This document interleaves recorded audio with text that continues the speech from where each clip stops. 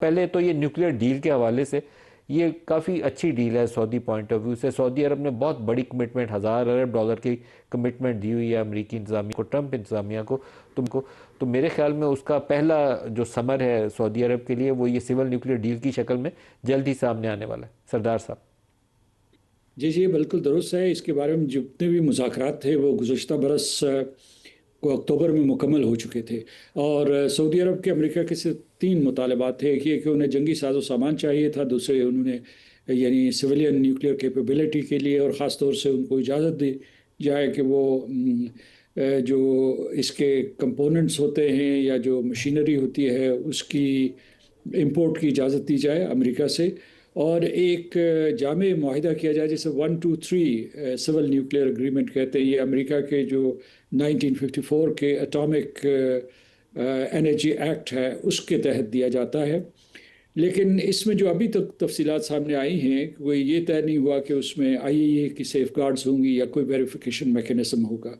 یہ سعودی عرب کا دیرینہ مطالبہ تھا کہ اگر یہ سہولت جو ہے کسی نہ کسی طریقے سے ایران کو حاصل ہے تو انہیں بھی حاصل ہونی چاہیے. جیسا کہ آپ خود کہہ رہے تھے کہ اس نے ابھی کانگریس میں جانا ہے، وہاں سے اپروول مینڈیٹری ہے، اور وہاں شکوک و شبہات کا اظہار کیا جا رہا ہے کہ یہ سعودی عرب بھی اسی راستے پہ چل پڑے گا جس پہ ایران گیا ہے. اور اس میں وہ کہہ رہے ہیں کہ جناب یہ جو ہے جو یورینیم انریچمنٹ ہو یا پلوٹونیم پروسیسنگ ہو، اس کو بالآخر جو ہے ہتھیار بنانے کی صلاحیت حاصل کرنے کے لیے استعمال کیا جائے گا. اور کراؤن پرنس محمد بن سلمان کا کوئی ایک بیان وہ کوٹ کرتے ہیں، وہ انہوں نے کہا تھا کہ اگر ایران کے پاس نیوکلیئر ویپن ہوگا تو ہمارے پاس بھی ہوگا. یہ کچھ الجھنیں باقی ہیں. UAE سے اس سے ملتا جلتا معاہدہ ہو چکا ہے، اور وہ اس معاہدے میں صرف یہ ہے کہ ویریفیکیشن بھی تھی اور ساتھ ساتھ سیف گارڈز بھی تھیں، اور IAEA کے زیر نگرانی وہ معاہدہ زیر تکمیل پا رہا ہے. تو اس وجہ سے یہ ہے کہ اس میں کئی ifs اینڈ بٹس ہیں ابھی تک، اور اگر یہ ہو جائے تو یہ سعودی عرب کے لیے جیسا کہ آپ نے کہا کہ بہت بڑی کامیابی ہوگی. مجھے یاد ہے کہ ان کی ایک شرط اور بھی تھی کہ یعنی اسی معاہدے کے ساتھ ساتھ ان کی جو ایک اور شرط تھی وہ یہ تھی کہ امریکہ جو ہے 2 اسٹیٹ سولوشن یعنی فلسطین کی ریاست کو تسلیم کرنے کے لیے کوئی ٹائم ٹیبل بھی دے، کیونکہ وہ یہ کہہ رہے تھے کہ برسہ برس سے یہ وعدے تو کیے جا رہے ہیں لیکن کوئی حتمی تاریخ نہیں دی جا رہی. اس کا اس معاہدے کے آس پاس یا جو بھی خبریں آئی ہیں کوئی ذکر نہیں ہے. That's true. سردار صاحب، جو یمن والی صورتحال ہے جس میں باب المندب میں یمنی حوثیوں نے یہ اعلان کیا تھا کہ وہ سعودی کارگو جو ہے اس کی ٹریفک کو روکیں گے، اور ان کے 2 جہاز، ایک انڈیا کے لیے جا رہا تھا، ایک چائنا کے لیے تیل سے بھرے ہوئے، ان کو واپس بھی موڑا گیا. آج پاکستان کے دفتر خارجہ کا ایک اعلامیہ ہے، اور جو ایک توقع تھی کہ پاکستان کو ایک پوزیشن واضح لینی پڑے گی، اور ہو سکتا ہے کہ کوئی ایسی صورتحال اگر خراب ہوتی ہے تو ہمیں کودنا بھی نہ پڑ جائے اس جنگ میں. تو آج وہ پہلا وارننگ شاٹ جو تھا وہ دفتر خارجہ سے آ گیا. آپ کا اس کے اوپر کیا کامنٹ؟ دفتر خارجہ نے بڑا سخت بیان دیا ہے اور واضح بیان دیا ہے، اور وہ اس جنگ کی الجھنوں کو عیاں کرتا ہے. دیکھیے کہ ایک طرف جو ہے ہم نے سعودی عرب کے ساتھ اسٹریٹجک میوچل ڈیفنس اگریمنٹ کیا ہوا ہے، اور دوسری طرف جیسا کہ آپ اپنے ابتدائی کلمات میں کہہ رہے تھے کہ کس طریقے سے پاکستان ثالثی کا کردار ادا کر رہا ہے. اسے تہران کا اعتماد بھی ہے، امریکہ کا بھی ہے، بالخصوص تہران کا اعتماد اگر جو ہے ان کے وزیر داخلہ آئے ہیں اور اس کا اعادہ کیا گیا ہے تو اور یہ ہمیں معلوم ہے کہ جو یہ ایکسس آف ریزسٹنس ہے وہ تہران کے کہنے پہ چلتا ہے. ابھی جو ہے ان اسٹریٹجک ایک قسم کا سگنل دیا ہے سنا کو کہ آپ جو ہے اس میں باب المندب کو بند کریں، اور بالخصوص سعودی عرب کو نشانہ بنایا. تو پاکستان کے لیے صورتحال بہت مشکل ہو گئی ہے، چیلنجنگ ہو گئی ہے. لیکن میں یہ کہوں گا کہ پاکستان نے بیان دے دیا، کیونکہ جو ہمارا باہمی معاہدہ ہے سعودی عرب کے ساتھ اس کے اب دونوں ممالک پابند ہیں کہ ایک کے اوپر حملہ دوسرے کے اوپر تصور کیا جائے گا. ویسے بھی ہمارے جو ہے سعودی عرب میں ٹروپس موجود ہیں اور ہمارے ایئر کرافٹ بھی موجود ہیں، اور جو ہے ملٹری پلیٹ فارمز بھی وہاں موجود ہیں، تو وہ استعمال کیے جا سکتے ہیں. لیکن میں سمجھتا ہوں کہ پاکستان کے اوپر فریضہ اول یہ ہے کہ وہ کسی طریقے سے اس جنگ کو روکے. اور آپ نے کہا کہ ایران نے ایک مرتبہ پھر پاکستان کے اوپر اعتماد کا اظہار کیا ہے. ایک اور چینل کھلا ہے اور یہ دیکھیے وہ کس حد تک کامیاب ہوتا ہے۔ صدر ٹرمپ نے عراق کے وزیر اعظم علی الزیدی کو یہ مینڈیٹ دیا ہے کہ وہ تہران جائیں، بشاید کل تہران جا رہے ہیں، اور وہاں وہ معاشی اور توانائی کے امور کے اوپر بات چیت کریں گے۔ علی الزیدی نے یہ وضاحت کی ہے کہ اس سے پاکستان کا رول ختم نہیں ہوتا، پاکستان سیاسی اور سفارتی امور کے اوپر بات چیت کرتا رہے گا، کرواتا رہے گا، لیکن وہ بالخصوص جو آبدہ ہرموز سے متعلق معاملات ہیں یا جو جہازوں کی نقل و حمل ہے یہاں اس خطے سے، اس کے بارے میں گفتگو کریں گے، اور پھر یہ دیکھیں گے کہ کوئی جو معاشی راستے بھی نکالے جائیں۔ تو لیکن میں سمجھتا ہوں کہ اس وقت جو ہے ساری قوتیں مجتمع کرنی چاہیے پاکستان کی قیادت میں، جس میں قطر شامل ہو، عمان شامل ہو، سعودی عرب، ترکی اور مصر، تاکہ اس جنگ کو روکا جائے، کیونکہ امریکہ کا موڈ یہ ہے کہ بہت انہوں نے سخت، شدید اور مہلک ہولناک حملے کرنے ہیں ایران کے سویلین انفراسٹرکچر کے اوپر، تاکہ وہ بالکل بے دست و پا ہو جائے، اور اس حالت میں وہ اسے مذاکرات کی میز تک لانا چاہتے ہیں۔ ابھی جو ہے آپ نے دیکھا ہوگا کہ کیسے صدر ٹرمپ نے یہ دھمکی دی ہے کہ پک ایکس ماؤنٹین کے اوپر بھی حملہ کریں گے، جس میں ان کے مطابق وہاں کوئی جو ہے یہ انرچ یورینیم کے سٹاک پائلز مدفون ہیں۔ اسرائیل نے ایک انٹیلیجنس دی ہے، پتہ نہیں کس حد تک قابل اعتبار ہے، کہ ایران نے وہاں سینٹریفیوجز منتقل کر دی ہیں، لیکن ایران کا یہ کہنا ہے کہ سر پک ایکس کو سینٹریفیوجز انہوں نے وہاں چھپا بھی دی ہوں تو وہاں پہ وہ یورینیم بیٹھ کے تو انرچ نہیں کر رہے ہوں گے اس وقت، تو وہ اسرائیل امریکہ کو دوبارہ ویسے ہی انگیج کرنے کی کوشش کر رہا ہے جیسے پچھلے 20 سال سے انہیں گھیر رہا تھا کہ ان کے پاس تو ایٹمی ہتھیار ہے، انہوں نے بنا کے رکھا ہوا ہے، چھپا کے رکھا ہوا ہے، وہ ابھی وہاں سے نکل کے وہ سینٹریفیوجز کے پیچھے انہوں نے لگا دیا۔ لیکن سر ایک جو امپورٹنٹ سچویشن ہے وہ مجھے لگتا ہے واشنگٹن کے لیے بھی بڑی بھاری پڑنے والی ہے۔ جلدی ایگریمنٹ کر لیں تو تہران اور واشنگٹن دونوں فائدے میں رہیں گے، نہیں تو دونوں خسارے میں رہیں گے۔ 500 فوجی ان کے زخمی ہو چکے ہیں، جو آج اے پی نے نیوز دی ہے، 18 کے مرنے کی خبر خود ٹرمپ صاحب ٹویٹ کر چکے ہیں۔ تو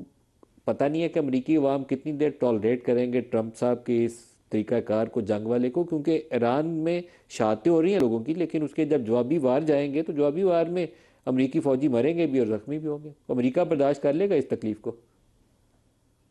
مشکل نظر آتا ہے۔ اس کی وجہ یہ ہے کہ ان کے انتخابات بھی قریب آ رہے ہیں، صدر ٹرمپ بہت غیر مقبول ہو چکے ہیں اپنے جماعت میں بھی، یعنی ریپبلکن پارٹی میں اور ڈیموکریٹس میں بھی اور عام عوام میں بھی۔ وہ اس جنگ کو بے مقصد سمجھتے ہیں، بے نتیجہ سمجھتے ہیں، اور اس کے بعد جو ہے آج یعنی کل جو ہیئرنگ ہو رہی تھی اس میں وزیر جنگ نے یہ کہا ہے کہ اس جنگ میں اب تک جو ہے $37 بلین خرچ ہو چکے ہیں، اور ان جو اضافی رقم مانگی ہے وہ تقریباً $87 بلین کی ہے۔ اور آپ کو پتہ ہے کہ صدر ٹرمپ نے آتے ہی بہت سی جو عام شہریوں کو فائدہ پہنچانے کی چیزیں تھیں، مثلا وہ تعلیم سے متعلق ہوں یا صحت سے متعلق ہوں، ان کو ختم کر دیا تھا، اور وہاں ایک خاص قسم کی ریزنٹمنٹ بھی پائی جاتی ہے۔ لیکن اگر یہ اتنی بھاری قیمت پہ یہ جنگ لڑی جا رہی ہے تو اس کا بیک کلیش آئے گا۔ اصل میں صدر ٹرمپ کی مجبوری یہ آ گئی ہے، یعنی وہ جنگ لڑنا چاہتے نہ چاہتے، انہوں نے جس مفاہمتی یادداشت پہ دستخط کیے تھے اس کا جھکاؤ ایران کی طرف تھا۔ تو اب ان کی یہ ہے کہ ان کی جو میگا کنسٹیٹوئنسی ہے اسرائیل کی لابی جو ہے انہیں کہہ رہی ہے کہ تم کمزور ترین صدر ہو امریکہ کی ہسٹری کے، اور ان کا مقابلہ جو ہے ہربرٹ ہوور سے کیا جا رہا ہے، جس کی وجہ سے great depression of the 30s trigger ہوا تھا۔ تو اس وجہ سے وہ ایک مجبور ہیں اور وہ حملے کر رہے ہیں تاکہ وہ اپنے آپ کو ثابت کر سکیں کہ وہ طاقتور ہیں، بہت مضبوط ارادے کے ہیں۔ لہٰذا خدشہ یہ ہے کہ آنے والے ہفتوں میں صدر ٹرمپ ایران کے اوپر تابڑتوڑ حملے کریں اور اس کو بالکل جو ہے اس کے پورے سویلین انفراسٹرکچر کو، ایران کے سویلین انفراسٹرکچر کو ڈسمینٹل کریں۔ تو یہ ان کی کوشش ہے تاکہ وہ سر جو پیٹ ہیگسیٹ کا کردار ہے اس سارے معاملے میں سردار مسعود صاحب، اس کے اوپر بھی چاہوں گا آپ کامنٹ کریں۔ ان کی جو سٹیٹمنٹ میں سن رہا تھا ایران کے حوالے سے، جس میں وہ کہتے ہیں پیٹ ہیگسیٹ کا، وزیر دفاع کا، ان کے سیکٹری آف وار کا، سر اس میں وہ جو ایران کے لیے جملہ استعمال کرتے ہیں کہ کسی کریزی اسلامسٹ کو نیوکلیئر ہتھیار نہیں رکھنے دیں گے، تو میرے ذہن میں پہلا سوال تو یہ آتا ہے کہ جاپان میں آج تک دنیا کی تاریخ میں ایک ہی ملک نے نیوکلیئر ہتھیار استعمال کیا اور اس کا نام امریکہ ہے۔ تو پیٹ ہیگسیٹ کس کی نمائندگی کر رہے ہیں؟ شاید ان کو یہ وضاحت کرنی چاہیے کہ وہ بھی اسی کریزی ایک گروپ کی نمائندگی کر رہے ہیں جس نے ہیروشیما اور ناگاساکی کے اندر پتہ نہیں کتنے معصوم لوگوں کو مار دیا تھا۔ تو وہ ایران کو کہہ رہے ہیں کریزی اسلامسٹ، تو ہم ان کو کیا بولیں؟ مجھے بہت برا لگا ان کا سٹیٹمنٹ، اتنے اہم ذمہ دار عہدے کے اوپر انہوں نے جسم پہ ٹیٹو وغیرہ بھی بنائے ہوئے ہیں، عجیب و غریب شخص ہیں وہ۔ جی جی، اصل میں وہ جو ہے جو زائنسٹ کرسچینز ہیں ان کو ریپرزینٹ کر رہے ہیں وہاں، اور اس کے بعد وہ برملا کہتے بھی ہیں، یہ نہیں کہ وہ چھپاتے نہیں ہیں۔ اور دوسری یہ ہے کہ جو ٹیلی ایونجلسٹ ہیں وہ ان کا ساتھ دے رہے ہیں، اور انہوں نے اس جنگ کو ایک مذہبی رنگ دینے کی کوشش کی، ایک سیلیبی جنگ بنانے کی کوشش کی ہے،